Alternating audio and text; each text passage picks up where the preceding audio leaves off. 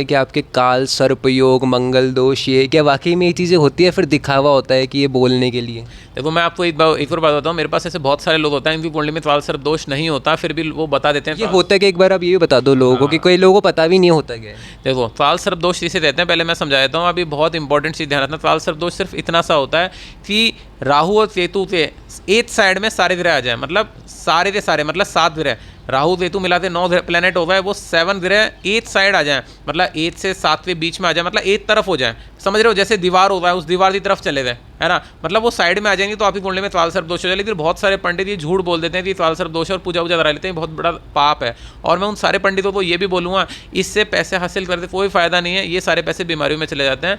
दूसरी बात, मंगल दोष कुछ नहीं होता, मंगल दोष का सीन है 1 4 7 8 12 में मंगल बैठा होता है, वो मांगलिक होता है, बस इतना सा फॉर्मूला है। ये बहुत छोटी सी साइंस है, ये पहली दूसरी क्लास की साइंस है, और ये मैं सच बात बता रहा हूँ आने वाली युवा पीढ़ी को कि इसे सीख लेना चाहिए, क्योंकि ये बहुत इंपॉर्टेंट है आपके भविष्य के लिए। अच्छा, मतलब ये इम्पोर्टेंट होता है ये दोनों? त्वाल सर्प दोष भी होता है कुंडली में, मंगल दोष भी होता है, और इनका दोष भी लगता है। ये और इसको हटाने के लिए पूजा वगैरह ही? देखो इसे हटाने के लिए देखो एक ही चीज़ याद रखना, पूजा से भी इसका उपाय हो जाता है और दान धर्म से भी इसका उपाय हो जाता है, दोनों चीज़ों से इसका उपाय हो जाता है।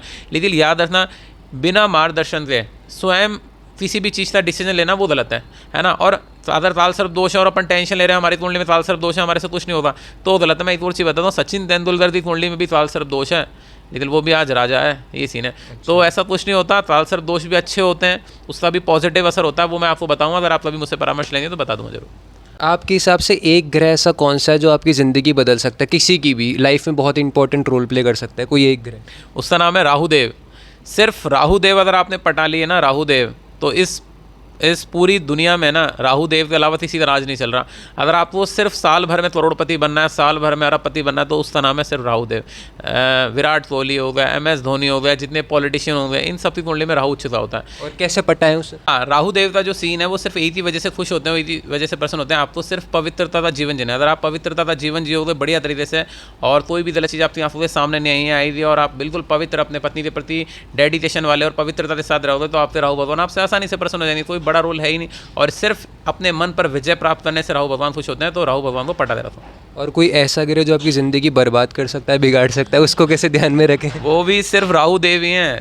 इस 9 ग्रहों में सिर्फ राहु देव ही हैं जो है ना किसी की भी डेस्टिनी को एक ही दिन में राजा से रंग बना सकते हैं। मैं सही बता रहा हूँ, उसका नाम है सिर्फ राहु देव। अगर आपने अपने चरित्र को खराब कर दिया, इधर उधर ध्यान दिया, मन को भटकाया, तो एक ही दिन में राहु भगवान आपको ऊपर से नीचे गिरा देंगे। मैं सही कह रहा हूँ, राहु देव से तो बचते ही रहना पड़ेगा। और राहु देव का जो कुंडली में हर महीने दिन आता है वो 4, 13, 22 और 31, और आपने देखा होगा 13 नंबर पे होटल बहुत सारे होटलों में होते ही नहीं, विदेशों में तो 13 नंबर का कोई होटल ही नहीं होता है, क्योंकि राहु भगवान से सभी को डर लगता है।